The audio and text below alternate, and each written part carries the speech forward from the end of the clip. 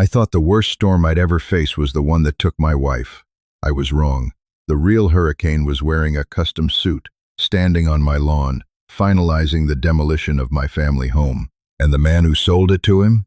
My own son-in-law. They say a man's home is his castle, but to me, the 45 acres I owned in the Bitterroot Valley of Montana was much more than that. It was a monument. I built the log and stone cabin with my bare hands back in 1988. My wife, Martha, planted the sprawling wild rose bushes that lined the gravel driveway, and when cancer took her 5 years ago, I scattered her ashes beneath the massive, ancient weeping willow by the edge of our private lake. That land was my blood, my sweat, and my grief. It was supposed to be the inheritance I left for my only daughter, Emily. I wasn't supposed to be home that Tuesday. My oldest friend, Hank Peterson, and I had driven up to Lake of the Woods in Ontario for our annual 2-week walleye fishing trip. It was a tradition we'd kept alive for 20 years.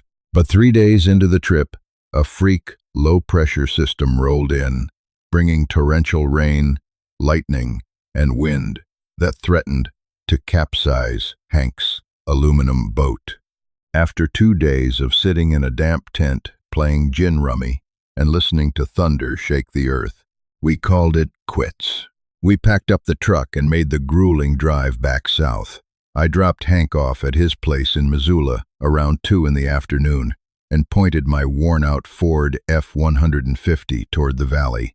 I was tired, smelling of stale coffee and damp wool, but there's a specific kind of peace that washes over you when you turn onto your own dirt road. Except the peace never came. As I rounded the final bend through the dense pine trees, I hit the brakes. The tires skidded on the gravel, kicking up a cloud of gray dust. Parked in front of my barn was a sleek black Mercedes SUV, the kind of car that had no business being on a dirt road. Down by the lake, roughly 50 yards from the cabin, stood 2 men. One was wearing a neon yellow safety vest, peering through a yellow surveyor's transit level. The other man was dressed in a sharp, charcoal gray suit, holding a leather-bound clipboard. He was pointing directly at the weeping willow tree, Martha's tree. My heart hammered against my ribs. I threw the truck into park, didn't even bother taking the keys out of the ignition, and grabbed my heavy Maglite flashlight from the passenger seat mostly out of instinct. I marched down the sloping lawn, my heavy work boots crunching angrily against the dry grass. "Hey!" I bellowed, my voice echoing off the water. "What the hell do you think you're doing? This is private property." The man in the suit turned slowly. He didn't look startled. He looked annoyed. He was in his late 40s, with slicked-back silver hair and a smug, practiced smile that didn't reach his eyes. "Can I help you, sir?" he asked, his tone dripping with corporate condescension. "You can help yourself right off my land," I growled, stopping 3 feet from him. "I'm Arthur Pendleton. I own this property. Pack up your toys and get out before I call the sheriff." The man's smug smile faltered for a fraction of a second, replaced by a look of mild confusion. He glanced down at his clipboard, flipping a page. "Arthur Pendleton, the father-in-law?" "The owner," I corrected, gripping the heavy flashlight tighter. "Mr. Pendleton, my name is Richard Hayes. I'm the Regional Director of Acquisitions for Vista Ridge Development," he said, pulling a glossy business card from his breast pocket and offering it to me. I didn't take it. "I assure you, we have full legal authorization to be here. We're just finalizing the topographical surveys for the subdivision." "Subdivision?" The word felt like a physical blow to my chest. "What the hell are you talking about? There is no subdivision. This land is not for sale." Richard Hayes sighed, a dramatic, weary sound, as if he were dealing with a confused child. "Sir, the land was for sale, past tense. The transaction is in its final stages. Escrow closes this Friday. We are breaking ground on the luxury townhomes next Wednesday. We have to clear the brush and level the shoreline by Monday morning." He gestured lazily toward Martha's weeping willow. "That tree is the first thing to go. It's sitting right where the clubhouse foundation needs to be poured." I saw red. A hot, blinding flash of pure rage flooded my vision. I stepped forward, getting right in his face.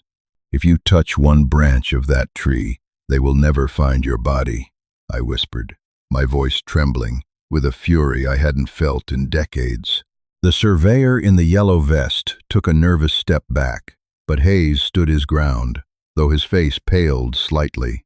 He unclipped a thick stack of papers from his clipboard and shoved them toward my chest. "Look at the contract, Mr. Pendleton.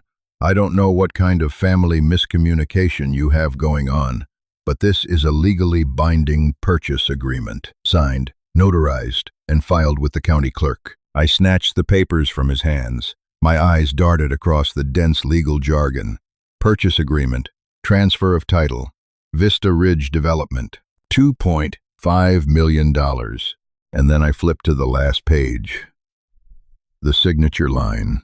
There was my name, Arthur Thomas Pendleton, printed neatly. But the signature above it wasn't mine. It was a sharp, aggressive scrawl.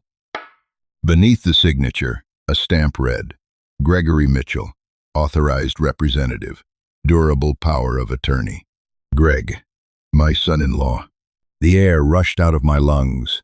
The forest spun around me. Greg Mitchell, the slick, fast-talking junior partner at a Denver wealth management firm who had married my Emily 3 years ago.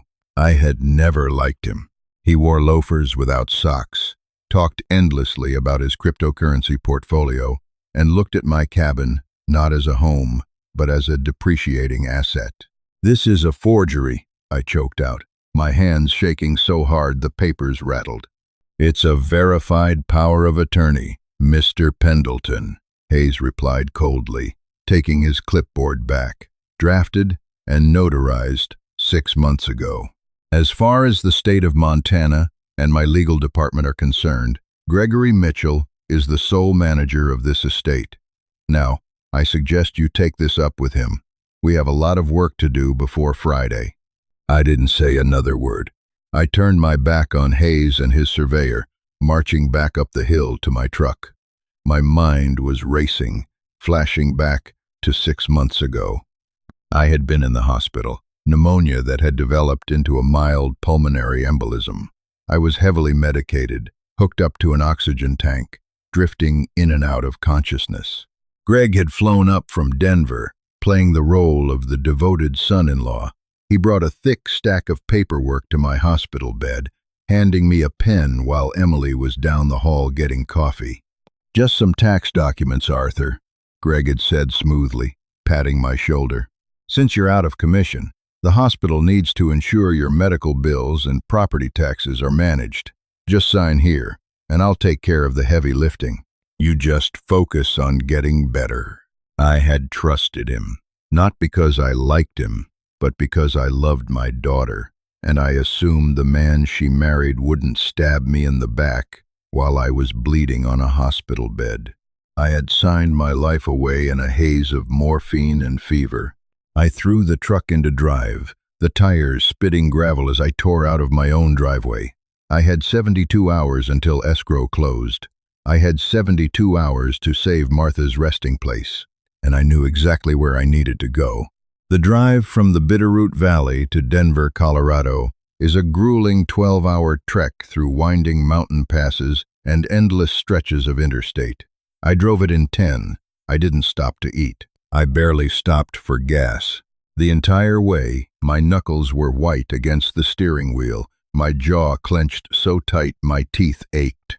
I arrived in Denver's upscale Cherry Creek neighborhood just as the sun was beginning to rise on Wednesday morning, casting a pale, cold light over the rows of multi-million-dollar modern townhomes. Greg and Emily lived in a sprawling, glass-fronted unit that looked more like a modern art museum than a place where human beings actually lived. I parked my mud-splattered truck illegally, right in front of their pristine driveway, blocking in Greg's silver Porsche 911. I marched up the floating concrete steps and hammered my fist against the heavy oak front door. I didn't ring the doorbell. I pounded on the wood like a police raid. A minute later, the door swung open. Greg stood there, wearing a silk robe, holding a steaming mug of espresso. His perfectly styled hair was slightly tousled, and his face instantly morphed from sleepy irritation to genuine shock when he saw me.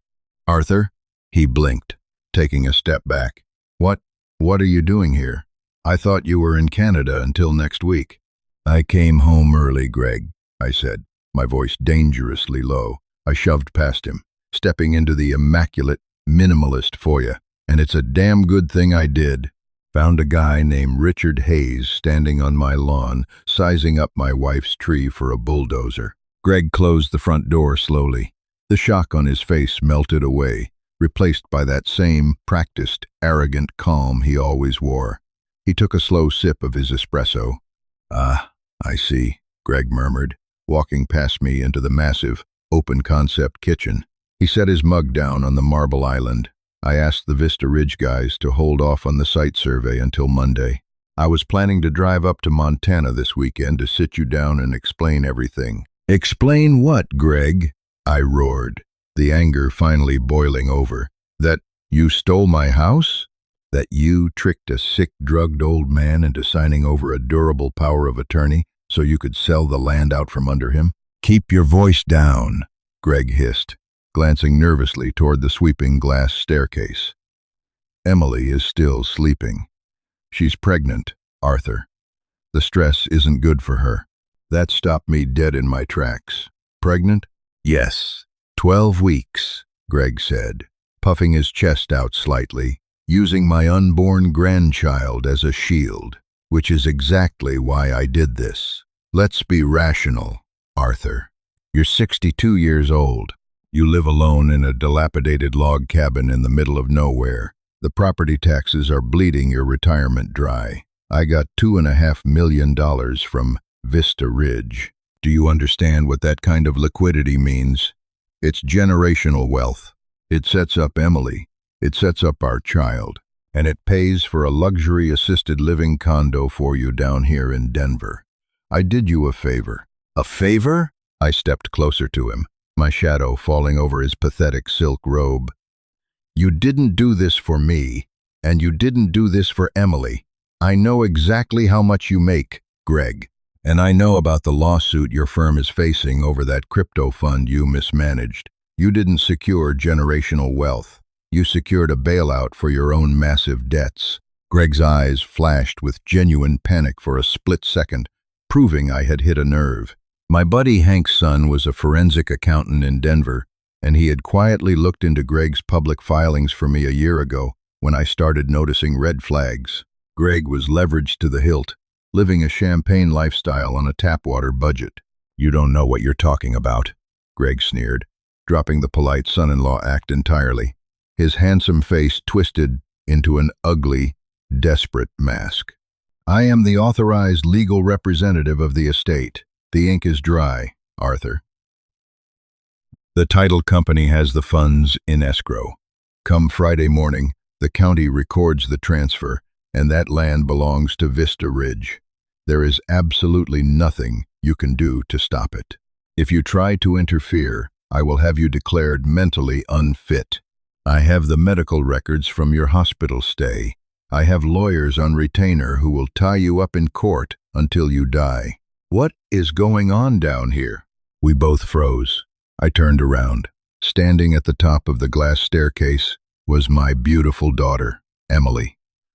She was wearing an oversized t-shirt, rubbing her tired eyes, looking down at us with a mixture of confusion and fear. "Dad?" she asked, her voice trembling slightly. "What are you doing here? Why are you yelling?" Greg immediately shifted gears, plastering on a gentle, concerned smile. He walked over to the bottom of the stairs. "It's okay, sweetheart. Your dad just got a little confused about the financial restructuring we talked about. We're just sorting it out." I looked at my daughter, my little girl. I thought about the days she spent fishing with me on the lake, the way she used to help her mother prune those wild roses. "Emily," I said, my voice cracking slightly, "did you know about this? Did you know he sold the cabin?" Emily's face went pale. She descended the stairs slowly, her eyes darting between me and her husband. Sold the cabin? What? No. Greg, you said you were just helping Dad refinance to lower his property taxes. You said you were protecting the estate.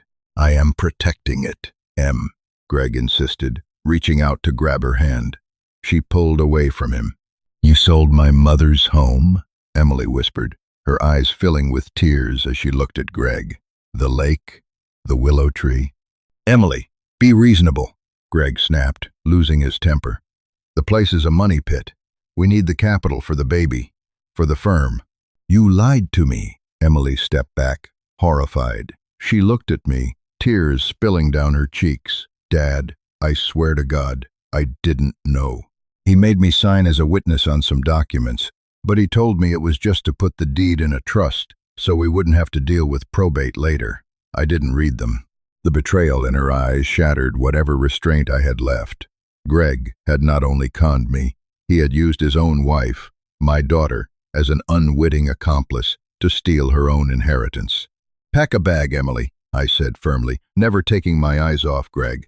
You're coming home with me. She isn't going anywhere. Greg stepped between us, his chest puffed out, trying to physically intimidate me. She's my wife, and you need to get the hell out of my house before I call the police for trespassing. I looked Greg dead in the eye. He was 30 years old, arrogant, and ruthless in a boardroom.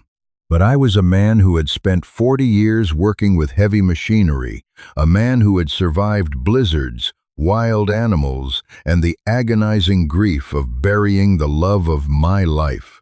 Greg had no idea what kind of monster he had just woken up. Call the police, Greg, I whispered softly. Please, call them. Because I'd love to explain to a detective how you committed wire fraud, elder abuse, and forged a power of attorney. But the police are the least of your worries. I stepped around him, taking Emily gently by the shoulders. Get your things, honey. We're going to Montana. As Emily ran upstairs, sobbing, Greg leaned against the kitchen counter, crossing his arms, trying to project a confidence he no longer felt. You're making a mistake, Arthur, Greg called out to me. You can take her, but you can't take the land. Escrow closes in 48 hours. By the time you find a lawyer dumb enough to take this case, Vista Ridge will have already paved over your wife's ashes. I didn't answer him. I just stared at the slick, desperate man in front of me. He thought this was a game of contracts and corporate lawyers. He didn't realize that in the mountains, we have a very different way of settling property disputes. The clock was ticking, and I had a phone call to make. I needed to get in touch with Hank, and we needed to go hunting. Not for walleye, but for the corporate sharks, who thought they could eat my family alive. The drive back to Montana was quiet, but it wasn't a peaceful silence. It was the heavy, suffocating quiet of a family that had just been torn apart. Emily slept most of the way, her head resting against the passenger window, exhausted by the emotional toll of her husband's betrayal. I kept my eyes on the road, my mind working furiously. Greg thought he had me boxed in. He had a legally stamped piece of paper and a multi-million-dollar corporation backing him up. I had 48 hours and a flip phone. As soon as we crossed the Montana state line, I called Hank. I didn't have to explain much.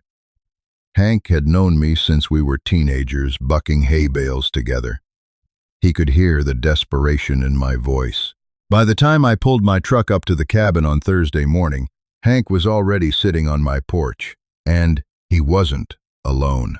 Sitting next to him was Brenda Sullivan, the Ravalli County clerk and recorder. Brenda was a no-nonsense woman in her 60s who had played bingo with my Martha for over a decade. She had a thick stack of manila folders resting on her lap. Arthur, Brenda said, standing up and giving me a tight, sympathetic hug. Hank gave me the rundown. I pulled the master deed and the transaction history from escrow.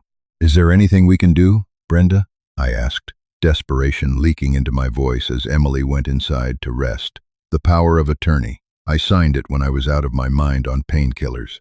Contesting a durable POA based on medical incapacitation takes months, Arthur, Brenda explained.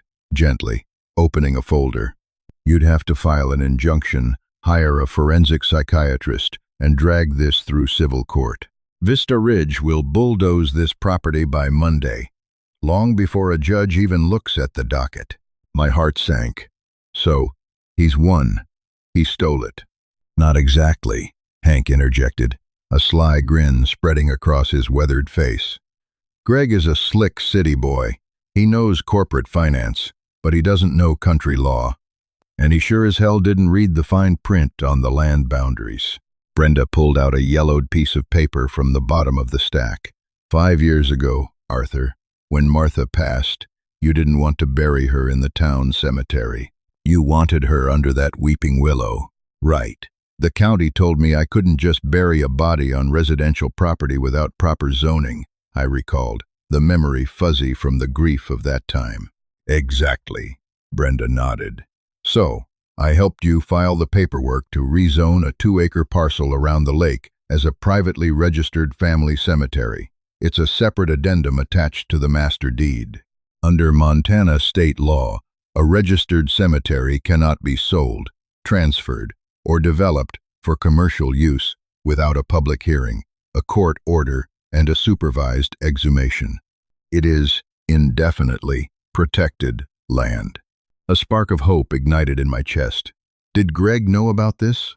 The boy requested a digital copy of the primary deed summary. Brenda scoffed.